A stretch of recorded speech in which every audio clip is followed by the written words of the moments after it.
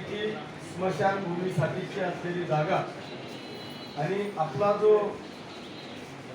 श्रीकृष्ण मंदिर आहे त्याच्यासाठी पर्यटनासाठी लागणारा निधी, हे दोन विषय घेऊन या ठिकाणी उपस्थित असलेले आपले चेअरमन साहेब आणि या पंथातील सर्व अनुयायी बंधू भगिनी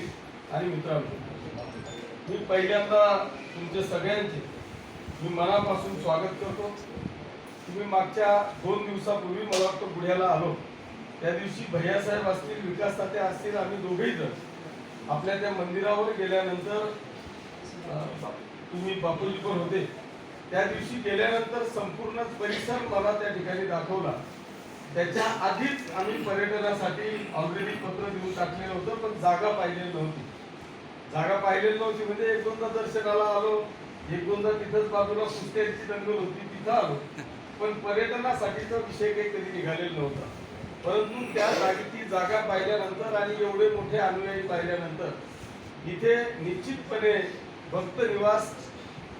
पूर्ण जिल्ह्यातून किंवा महाराष्ट्रातून महाराष्ट्रभरातून येणाऱ्या प्रत्येक भक्तासाठी इथे काहीतरी व्यवस्था